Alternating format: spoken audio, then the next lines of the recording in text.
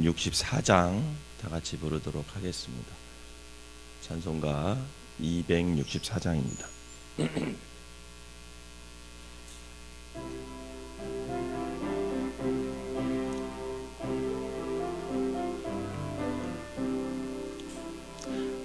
정결하게 하는 셈이 나의 앞에 있도다.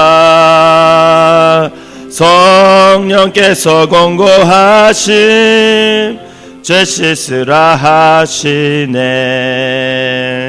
찬양하리 찬양하리 죽임당한 어린 양 주께 영광 돌리어라.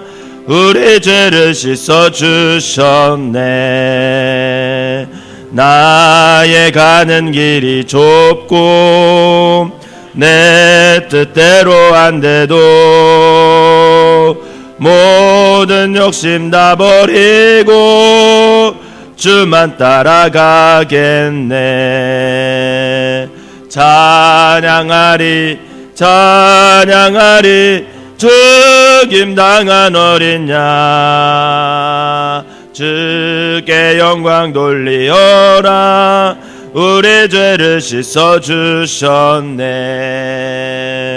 나의 마음 제단 위에 불길같이 타올라 영원토록 찬양하며 주께 영광 돌리네. 찬양하리 찬양하리 죽임당한 어린 양 주께 영광 돌리어라. 우리 죄를 씻어주셨네. 한량없는 주의 은혜 나를 영접하셨네. 내가 가진 모든 죄와 허물 용서하셨네. 찬양하리 찬양하리 죽임당한 어린 양 주께 영광 돌리어라. 우리 죄를 씻어주셨네. 성부 하나님께 영광 성자 예수께 영광 성령님께 또한 영광 모두 돌려드리세. 찬양하리 찬양하리 죽임당한 어린 양 주께 영광 돌리어라. 우리 죄를 씻어주셨네. 아멘. 사도신경으로 신앙 고백 드리도록 하겠습니다. 전능하사 전제를 만드신 하나님 아버지를 내가 믿사오며 그 외아들 우리 주 예수 그리스도를 믿사오니 이는 성령으로 잉태하사 동정녀 마리아에게 나시고 본디오 빌라도에게 고난을 받으사 십자가에 못 박혀 죽으시고 장사한 지 사흘 만에 죽은 자 가운데서 다시 살아나시며 하늘에 오르사 전능하신 하나님 우편에 앉아 계시다가 저리로서 산 자와 죽은 자를 심판하러 오시리라. 성령을 믿사오며 거룩한 공예와 성도가 서로교통하는 것과 죄를 사하여 주시는 것과 몸이 다시 사는 것과 영원히 사는 것을 믿사옵나이다. 아멘. 오늘 함께 은혜 나눌 말씀은 레위기 14장 말씀입니다. 제가 한 절 읽고 여러분들이 한 절 읽으면서 말씀을 교독하도록 하겠습니다. 여호와께서 모세에게 말씀하여 이르시되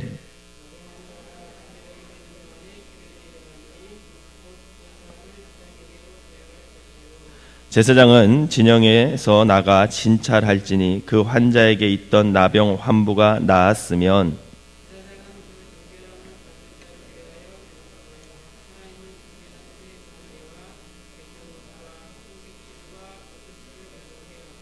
제사장은 또 명령하여 그새 하나는 흐르는 물 위 질그릇 안에서 잡게 하고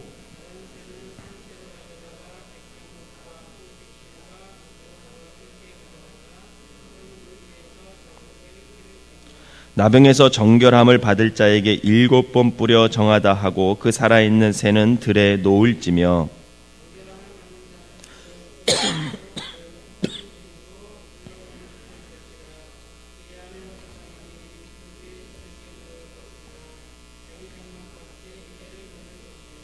일곱째 날에 그는 모든 털을 밀되 머리털과 수염과 눈썹을 다 밀고 그의 옷을 빨고 몸을 물에 씻을 것이라. 그리하면 정하리라.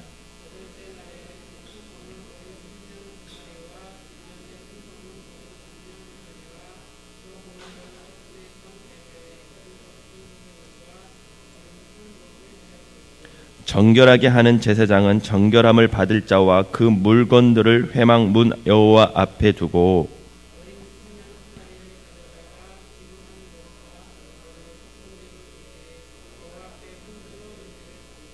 그 어린 순양은 거룩한 장소 곧 속죄제와 번제물을 잡는 곳에서 잡을 것이며 속건 제물은 속죄 제물과 마찬가지로 제사장에게 돌릴지니 이는 지극히 거룩한 것이니라.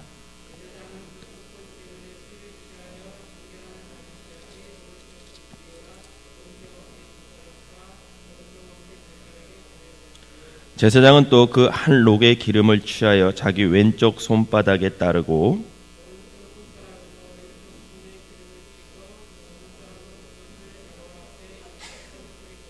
손에 남은 기름은 제사장이 정결함을 받을 자의 오른쪽 깃뿌리와 오른쪽 엄지손가락과 오른쪽 엄지발가락 곧 속건 제물의 피 위에 바를 것이며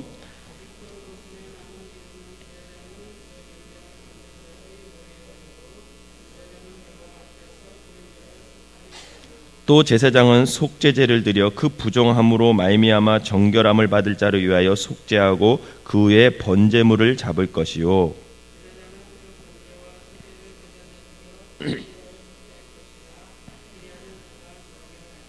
만일 그가 가난하여 그의 힘이 미치지 못하면 그는 흔들어 자기를 속죄할 속건제를 위하여 어린 순양 한 마리와 소제를 위하여 고운 가루 10분의 1 에바의 기름 섞인 것과 기름 한 록을 취하고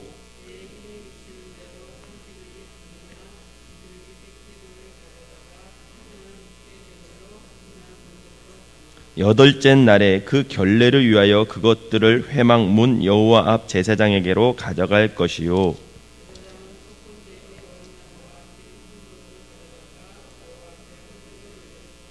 속건제의 어린 양을 잡아서 제사장은 그 속건제물의 피를 가져다가 정결함을 받을 자의 오른쪽 깃뿌리와 오른쪽 엄지손가락과 오른쪽 엄지발가락에 바를 것이요 오른쪽 손가락으로 왼쪽 손에 기름을 조금 찍어 여호와 앞에 7번 뿌릴 것이요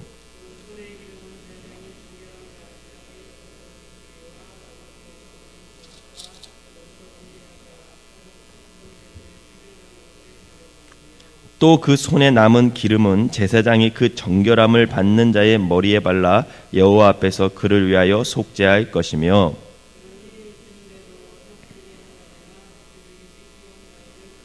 곧 그의 힘이 미치는 대로 한 마리는 속죄제로 한 마리는 소제와 함께 번제로 드릴 것이요 제사장은 정결함을 받을 자를 위하여 여호와 앞에 속죄할지니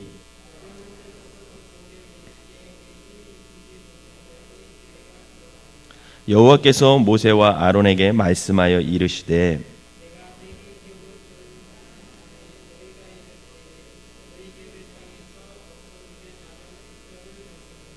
그 집 주인은 제사장에게 가서 말하여 알리기를 무슨 색점이 집에 생겼다 할 것이요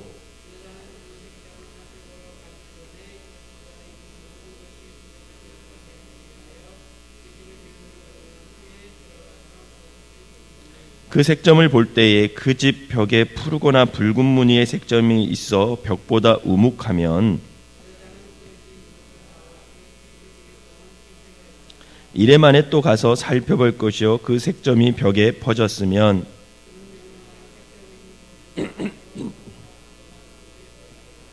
또 집안 사방을 긁게 하고 그 긁은 흙을 성 밖 부족한 곳에 쏟아버리게 할 것이요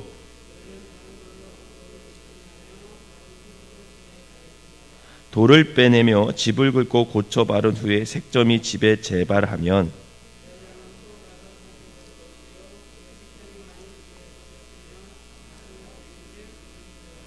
그는 그 집을 헐고 돌과 그 제목과 그 집의 모든 흙을 성박 부정한 곳으로 내어갈 것이며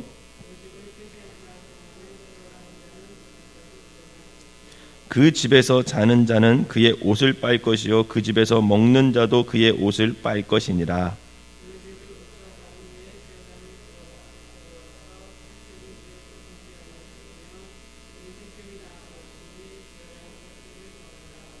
그는 그 집을 정결하게 하기 위하여 새 2마리와 백향목과 홍색 실과 우슬초를 가져다가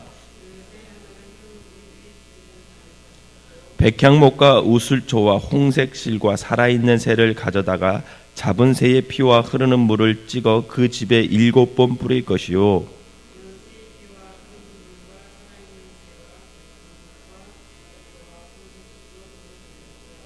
그 살아있는 새는 성박 들에 놓아주고 그 집을 위하여 속죄할 것이라. 그러면 정결하리라. 의복과 가옥의 나병과 같이 읽겠습니다. 어느 때는 부정하고 어느 때는 정함을 가르치는 것이니 나병의 규례가 이러하니라. 아멘. 이 새벽에도 주님의 전을 찾은 여러분들에게 하나님의 은혜가 함께 하시기를 주님의 이름으로 축원합니다. 어제 새벽에 이어서 나병에 관한 규례를 보고 있습니다. 본문을 쭉 읽다 보면 무슨 내용인지 하나도 모르시겠죠. 정말 집중을 해서 이 본문을 한 여러 번 읽어야 이런 거구나 그렇게 알 수 있는 좀 어려운 본문이기도 합니다. 레위기 13장은 나병과 옷의 나병 색점, 그 나병이 옷에도 번질게 균이 옷에도 있지 않겠습니까? 그러면 그것을 어떻게 그것을 나병인지 아닌지 분간하며 또 그것을 어떻게 공동체 안에서 처리해야 되는지에 관한 그런 규례에 대해서 얘기하고 있다면, 오늘 보면 14장은 그와 연관된 내용으로 크게 나병 환자가 그러면 어떻게 정결 의식을 치러야 되는지, 그리고 집에 발생한 그 나병 색점으로부터 어떻게 정결할 수 있는지, 그리고 나병 규례에 대한 요약이 해서 세 부분 정도로 이 본문을 나눌 수 있습니다. 그래서 나병 환자의 정결 의식과 관련해서는 1절부터 이제 9절까지 나와 있습니다. 이 나병에 걸렸던 사람이 그러면 정결하게 되었을 때 그 정결함을 확인하는 절차에 관한 내용, 그게 바로 1절부터 9절에 있는 내용이에요. 오늘 2절을 우리가 다시 한번 읽어볼까요? 본문 2절을 한번 읽어보겠습니다. 시작. 나병 환자가 정결하게 되는 날의 규례는 이러하니 곧 그 사람을 제사장에게로 데려갈 것이요. 이렇게 기록되어 있습니다. 근데 이 본문을 원문을 살펴보고 영어 성경을 살펴보면 거기에 보면 나병 환자가 정결하게 되는 날의 규례는 이러하니 곧 그 사람을 사람들이 제사장에게 데려갈 것이며 이렇게 기록되어 있어요. 그 사람을 데려가는 주체가 있을 거 아니겠습니까? 혼자 들어갈 수 없어요. 왜 그러냐면 나병에 걸린 사람은 늘 오늘 13장에 보면 뭐라고 그러냐면 자기의 윗입술을 거리고 부정하다 외치고 다녔어야 됐거든요. 이 말은 뭐냐면 자기가 나병에 걸렸다라는 것을 공동체의 사람들에게 알리면서 접근하게 못하게 하면서 그 공동체 사람들이 나로 인해서 부정하게 되는 것을 막기 위해서 그런 규례를 정해놓은 겁니다. 그렇기 때문에 이 나병 환자가 만약에 났어요. 어떻게 해서 났습니다. 그러면 났으면 그것을 제사장에게 가서 보여야 되잖아요. 그죠? 혼자 갈 수가 없는 거죠. 사람들이 그 사람을 누구에게 데려가야 돼요? 제사장에게로 데려가서 확인을 시켜줘야 되는 겁니다. 그 당시 나병은 천형이라고 해서 하나님께 대한 죄의 결과로 사람들이 여겼어요. 여러 가지 원인이 있었겠죠. 나균이라는 것이 원래 옮겨서 그게 나병이 되는 건데 사람들은 그 나병에 한번 걸리면 낫는 길이 없으니까 그 당시에는, 그러니까 하늘에서 벌을 받았다, 하나님께 벌을 받아서 저렇다 이렇게 생각해서 사람들을 나병에 걸린 사람들을 공동체 내에서 완전 분리시켜서 살게 했거든요. 그러기에 부정한 이 나병 환자는 진 밖에서 혼자 살아야 했습니다. 여러분, 병 때문에도 고통스럽지만 혼자 살아간다는 게 얼마나 외롭고 힘들고 두려운 일이었겠어요. 그 공동체에서 떨어져 나가서 혼자 살아야 되는 그 외로움, 그게 더 아마 힘들었을 것입니다. 하지만 본문에서 하나님께서는 모세에게 뭐라고 하냐면 나병 환자 스스로가 제사장에 가는 것이 아니라 공동체 사람들이 그를 데리고 제사장에 가야 한다, 이렇게 말하고 있는 거예요. 여러분은 역으로 이야기하면 비록 천벌을 받는 징계를 받고 있는 죄인이랄지라도 신앙 공동체는 너희들은 그 사람을 외면할 것이 아니라 늘 관심을 가지고 돌아봐야 할 우리의 같은 믿음의 공동체 사람이다 라는 의미가 그 속에 담겨져 있는 것입니다. 가끔 우리 주변에 보면 종종 TV를 통해서 또 매스컴을 통해서 중죄를 짓고 감옥에 수감되어 격리되는 그리스도인들에 관한 이야기들이 종종 들려올 때가 있습니다. 매스컴을 통해서뿐만 아니라 또 우리가 살다 보면 저 사람 장로님인데 권사님인데 어떻게 저런 죄를 지을 수 있어? 이런 것을 경험할 때가 있죠. 물론 어떻게 그리스도인들이 그런 일을 저지를 수 있나 하면서 그를 정죄하고 비난의 화살을 퍼볼 수도 있습니다. 특별히 목회자나 교회 직분이 높을수록 그 어떤 죄를 졌을 때 그 비난은 더 크게 그 사람에게 들어갈 수가 있습니다. 왜냐하면 그의 삶에서는 주님을 비롯한 우리 그리스도인들의 모두의 이름이 걸려있기 때문에 그래요. 사실 여기 서 있는 목사가 뭐 어떤 잘못을 했다, 그래서 그게 매스컴에 났다, 여러분 그 많은 사람들이 손가락질 할 것이고 욕을 할 것이고 그럴 겁니다. 왜냐하면 목사라는 직책이 굉장히 사람들에게 잣대가 높을 것이고 기준이 높을 것이고 또 그 목사라는 이름에 예수 그리스도의 이름이 걸려 있는 것이고 교회의 위상이 걸려 있는 거잖아요. 그래서 아마 비난의 화살을 많이 퍼부을 것입니다. 그러기에 우리는 그런 뉴스를 접할 때마다 일반 사람들보다 더 붕괴할 때가 있어요. 같은 그리스도인이기는 하지만 어떻게 저럴 수 있냐 말이지. 그러면서 더 붕괴하고 그러면 안 된다라고 얘기를 할 때가 있습니다.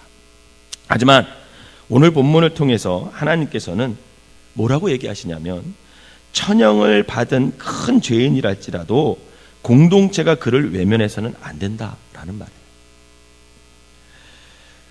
그가 회복될 때까지 관심을 가지고 돌봐야 된다라는 것입니다. 비록 공동체 밖에서 사는 그런 격리를 시켜서 살게 하지만 그렇다고 해서 그 사람을 끝까지 외면하고 그 사람을 분리해서 생각하지 말라라는 거예요. 왜냐하면 그 사람도 하나님의 자녀고 우리가 돌봐야 할 같은 가족이라는 거죠. 가족. 죄는 미워하되 사람은 미워하지 말고 끝까지 품어야 한다는 것, 이것이 바로 하나님의 본심이기 때문에 그렇습니다. 사실 우리 모두는 다 하나님 앞에서 죽을 수밖에 없는 죄인이었습니다. 어제 새벽에도 제가 말씀드렸듯이 어떤 사람은 그 죄가 드러난 것뿐이고 내 죄는 아직 드러나지 않은 것뿐이라는 거죠. 하지만 예수 그리스도인 우리 주님께서는 여러분 드러난 죄인이든지 드러나지 않은 죄이든지 모두 포함을 해서 그를 안아주고 덮어주고 예수 그리스도의 보혈의 필로 그를 용서해 주셨다라는 겁니다. 죄인된 우리에게 주님은 관심을 늘 가지고 낮고 낮은 이 땅에 찾아오셨다라는 거예요. 그리고 우리 영혼을 구원하기 위해 자신의 몸을 십자가 위에서 갈기갈기 찢기는 것도 우리 주님은 마다하지 않았다라는 겁니다. 그런 주님의 사랑이 있었기 때문에 죄인이었던 우리가 이제는 죄인임에도 불구하고 하나님의 자녀다, 우리는 성도다, 거룩한 무리다 라고 인정을 받고 그렇게 부름을 받고 살아갈 수가 있는 것입니다. 그런 우리기에 비록 우리 눈에 큰 죄를 지은 어떤 사람이 있을지라도 우리는 결국 그를 외면해서는 안 된다라는 거예요. 정죄하며 그를 마음으로부터 완전히 밀어내서도 안 됩니다.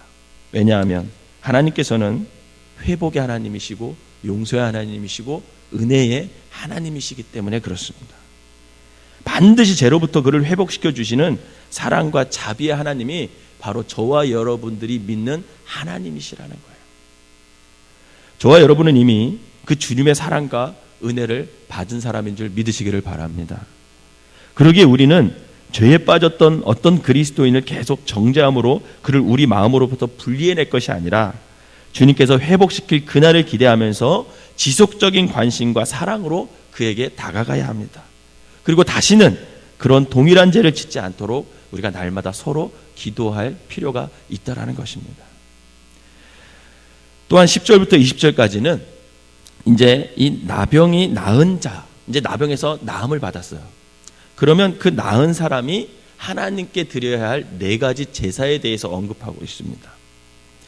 먼저 속건제는 어떤 사람이 또 하나님 혹은 다른 사람에게 져야 할 의무, 다른 사람을 피해를 입혔을 때 그 사람에게 갚아야 할 때 부족한 행위를 벗어나거나 그 의무를 거부했을 때 요구되는 그런 제사예요.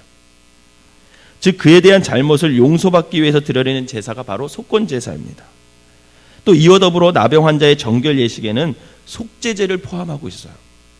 왜냐하면 나병은 그때 당시 하나님의 진노에 의한 것이기 때문에 정결해지기 위해서는 하나님의 용서가 필요했습니다.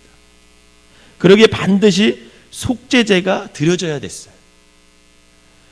이와 관련하여 속건제와 속죄제가 저지른 과거에 대한 그 죄를 청산하기 위해서 드려지는 거였다면 이 번제와 소제는 이제 내가 하나님께 다시금 새롭게 헌신하고 봉사할 것을 다짐하겠다는 의미에서 또 번제와 소제가 드려졌습니다. 그래서 이 4가지 제사, 속건제, 속죄제, 번제, 소제, 이 4가지 제사를 나병 환자가 나은 사람이 하나님 앞에 나와서 정결 예식을 통해서 하나님 앞에 예배를 드려야 했습니다. 여러분, 오늘 본문의 제사라는 것은 오늘날 우리가 하나님께 드리는 예배와 같은 거예요. 어제도 새벽에 말씀드렸지만 나병 환자만 사실은 부정한 게 아닙니다. 나병 환자만 부정한 게 아니에요. 제가 레위기를 읽으면서 특별히 13장과 14장을 읽으면서 윗입술을 가리고 부정하다 얘기할 사람은 바로 나구나, 이런 마음이 들었습니다. 여러분, 나병 환자만 부정한 것이 아니라 여러분, 우리의 죄의 모습과 세상에서 살아가는 우리의 마음을, 속마음을 가만히 들여다보면 사실 우리처럼 더러운 사람이 없어요. 나처럼 부정한 사람이 없더라고요. 나처럼 죄가 많은 사람이 없습니다. 우리 또한 어떤 의미에서 영적 나병 환자가 아닐까라는 생각을 해보는 거죠. 거룩하신 하나님의 자녀로서 정말 성결한 삶을 살아가야 함에도 불구하고 하나님께서 그토록 싫어하시는 죄를 아직도 반복해서 저지르고 있는 모습, 그게 저와 여러분 안에 있지 않습니까? 그러기 우리는 사실 주일날 부활하신 주님 앞에서 우리가 누리게 되는 그런 영생을 기뻐하는 축제일로 생각해서 예배를 드려야 하지만 그에 앞서 우리가 죄에 대해 통회하고 하나님께 용서함을 구하는 그런 속건제와 속죄제의 날로 우리가 기억하면서 하나님 앞에 나와 예배해야 된다는 거예요. 축제일인과 동시에 우리의 죄를 자백하는 날이 바로 주일날 하나님께 나와서 예배하는 날이라는 겁니다. 더 나아가 죄에 대해 통회함을 넘어서 하나님의 자녀다운 성결함으로 새로운 한 주간을 내가 살 것이다, 내가 거룩함을 지키며 살 것이다 라는 것을 다짐하고 결단하는 그런 날로 우리가 삼아야 할 것입니다. 그러므로 온전히 예배드림으로 예수님의 은혜를 통해 다시금 우리가 겸비해지고 거룩함을 회복할 수 있는 그런 시간이 바로 예배가 되어야 된다는 거죠. 바라기는 이 예배를 통해서 거룩함을 회복하는 저와 여러분들이 되시기를 주님의 이름으로 축원합니다. 그리고 21절부터 32절까지는 가난한 나병 환자가 낫게 된 후 드리는 제사에 대해서 소개하고 있습니다. 특별히 여기서 제물과 관련하여 우리는 본문의 내용을 통해 그가 상대적으로 값이 덜 나가는 제물로 제사를 드려야 한다라고 성경은 기록하고 있습니다. 그런데 여러분, 나병 환자 중에서도 형편이 좋은 사람이 있을 것이고 또 형편이 어려운 사람이 있을 것입니다. 그래서 오늘 성경에 보면 30절과 31절에 보면 그는 힘이 미치는 대로 이런 표현이 있어요. 또 31절에 보면 곧 그의 힘이 미치는 대로 이런 표현이 있습니다. 무슨 말이냐면 내가 나병에 걸렸다가 다 낫어요. 그래서 아까 말한 것처럼 4가지 제사를 하나님께 드려야만 합니다. 그것까지 드려야만 내가 완전히 공동체 안으로 복귀할 수 있습니다. 그런데 제사 드릴 예물이 내가 너무 가난해서 없어요. 여러분 그러면 어떻게 해야 됩니까? 그 예물이 없다는 것 이유만으로 내가 공동체로 같이 살아갈 수 없는 그런 모습으로 계속 살아야 되는 건 아니잖아요. 하나님이 그걸 아신 거예요. 분명 나병 환자에다가 나섰는데도 불구하고 예물이 없어서 예배를 못 드려서 공동체로 복귀를 못하는 사람들이 있을 것이다. 그렇기 때문에 그 예물 드리는 것을 누구나 똑같이 드리도록 하지 않았다라는 거예요. 내 힘이 미치는 대로 드리라는 거예요. 단 한 명도 빠지지 말고 제물을 하나님께서 요구를 하십니다. 여러분 제사는 오늘날로 아까 말하면 예배라고 치면은 제물은 헌물에 비유할 수 있어요.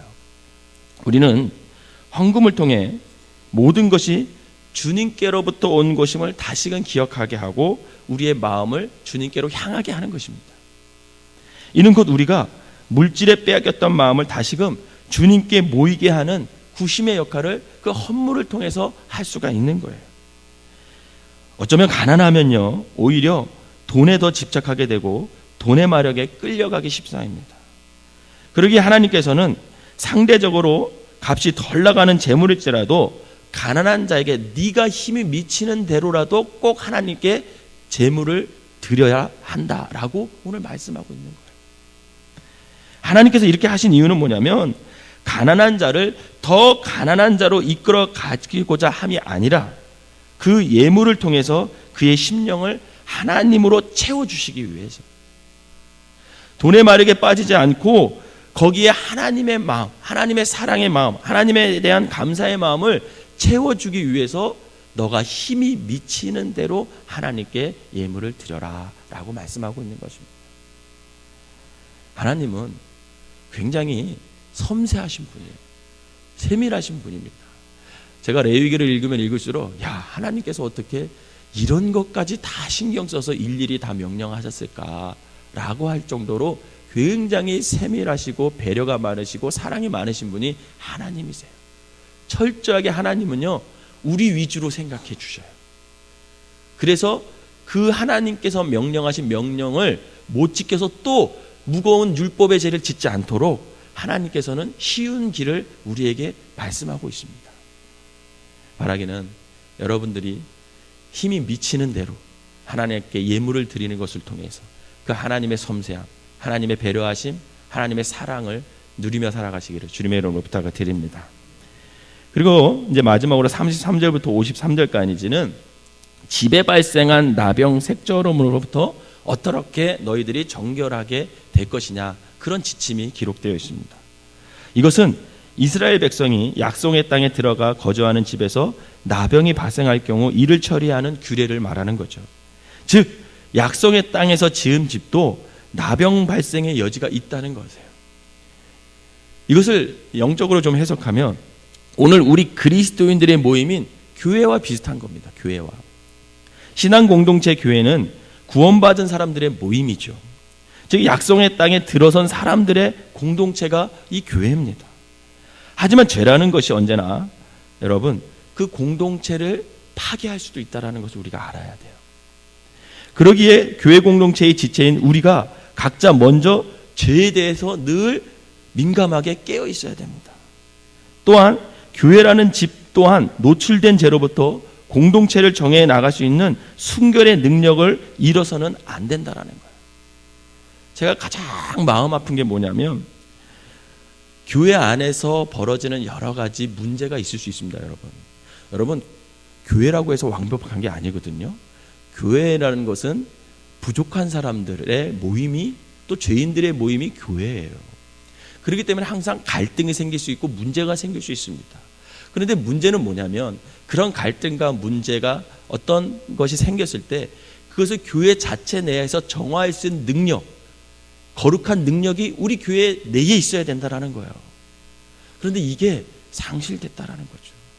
그래서 결국은 그것을 세상 법정으로 가지고 나가서 세상 법정에 호소하고 하나님의 법보다 세상 법, 인간의 법이 앞서는 경우를 볼 때마다 마음이 너무 아플 때가 있다라는 거죠.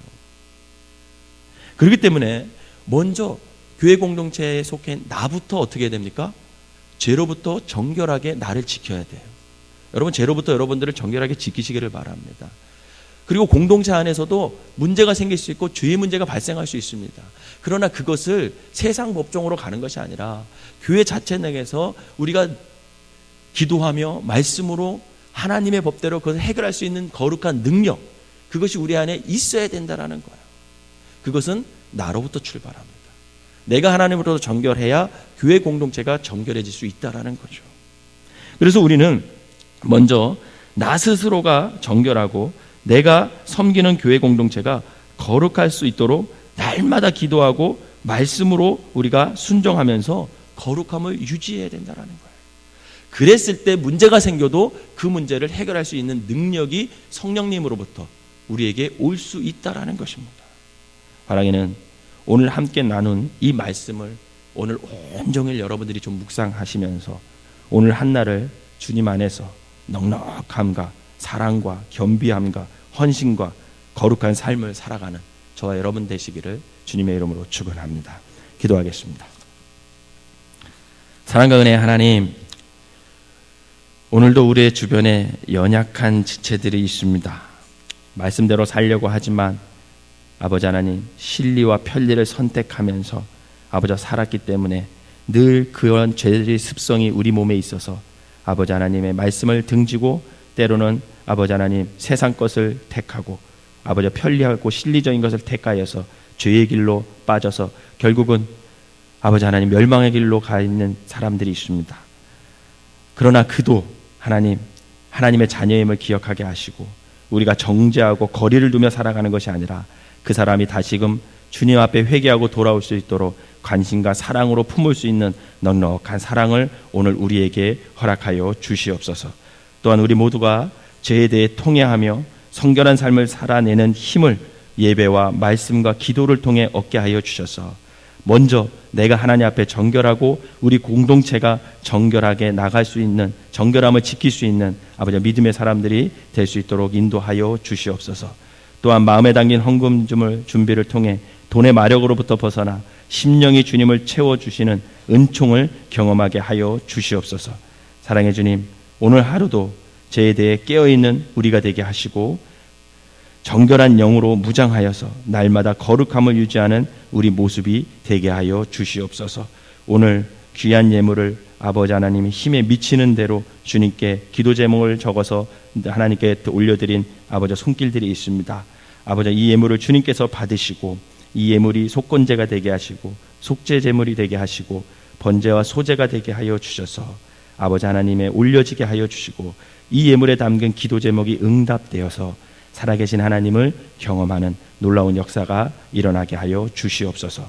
오늘 하루도 거룩함을 지키며 살아가는 우리 모두가 될 것을 믿고 감사드리며 예수님의 이름으로 기도하옵나이다. 아멘. 찬송가 264장 1절 부르시고 통성으로 기도하다 돌아가시겠습니다. 우리 음악부는 앞에 있는 방석을 깔고 이 앞에 나와서 파수꾼 기도하시다가 돌아가시도록 하겠습니다.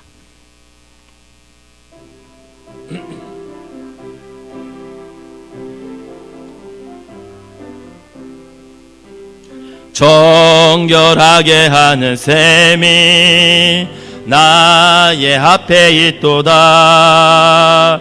성령께서 권고하시 죄 씻으라 하시네.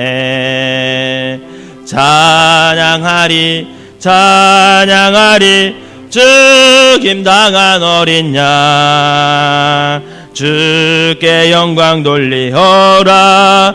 우리 죄를 씻어 주셨네. 우리 죄 세 번 부르고 통성으로 기도하겠습니다. 주여 주여 주여!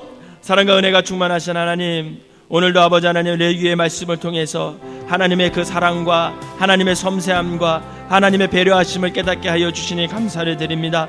아버지 하나님, 우리가 아버지 하나님 영적으로 아버지 하나님 나병 환자임을 깨닫게 하여 주셔서 아버지 하나님 우리의 아버지와 그 연약함, 우리의 죄성을 주님 앞에 날마다 갖고 나와 아버지 하나님 회개함으로 하나님 앞에 거룩함을 회복할 수 있는 귀한 아버지 성도들이 될 수 있도록 인도하여 주시옵소서.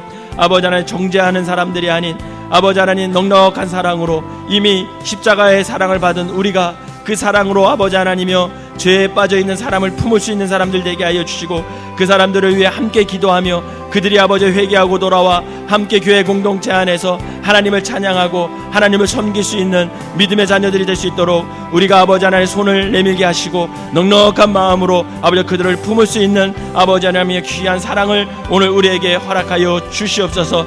또한 아버지 하나님, 우리가 아버지 하나님 앞에 나와 예배 드릴 때 하나님 앞에 아버지 거룩함을 회복하게 하여 주시고 아버지 하나님 힘에 미치는 대로 하나님께서 아버지 하나님 채워주시는 은혜를 아버지 용서하시는 은혜를 아버지 하나님 갚을 수 있는 사람들 되게 하여 주시고 아버지 힘이 미치는 대로 하나님께 헌신하며 아버지 예물을 드릴 때 아버지 하나님께서 채워주시는 아버지 놀라운 은혜를 경험할 수 있도록 인도하여 주시옵소서. 공동체를 아버지 거룩하게 할 수 있도록 나부터 아버지 하나님 앞에 말씀과 기도와 아버지 하나님 성결함으로 아버지 바로 설 수 있도록 인도하여 주시고 우리 교회 공동체가 늘 하나님 안에서 주님 안에서 거룩해지게 하시고 아버지 하나님 거룩함을 회복하여 이 땅의 빛과 소금의 역할을 감당하는 데 부족함이 없는 귀한 아버지 교회 공동체가 될 수 있도록 인도하여 주시옵소서. 오늘 이 새벽에도 나와서 아버지 하나님 새벽부터 주님의 말씀으로 아버지 결단하고 주님의 은혜로 주님 앞에 나와 아버지 하나님이여 말씀 가운데 은혜 받게 한 아버지 모든 성도들을 축복하여 주셔서 저들이 오늘 하루 동안 살아갈 때 죄와 멀리하게 하여 주시고 아버지 하나님의 성결한 모습으로 정결한 모습으로 아버지 말씀을 가슴에 품고 그 말씀에 순종하며 아버지 하나님의 정결함을 유지할 수 있는 귀한 성도들이 되게 하여 주시옵소서. 그리하여 아버지 저들을 통해 아버지 하나님 그 거룩함을 유지함으로 하나님께 영광 돌리게 하여 주시고 빛과 소금의 역할을 잘 감당하여서 저들의 거룩함이 많은 사람들에게 아버지 빛이 되게 하시고 소금이 되게 하여 주셔서 아버지 하나님 예수 믿지 않는 사람들이 우리의 거룩함을 보고 주님께 돌아오는 역사가 일어나게 하여 주셔서 아버지 하나님 날마다 아버지 하나님 그 거룩함을 유지하고 그 거룩함을 통해서 영혼을 구원할 수 있는 귀한 성도들이 되게 하여 주시옵소서. 간절한 마음으로 기도하다 돌아가시도록 하겠습니다.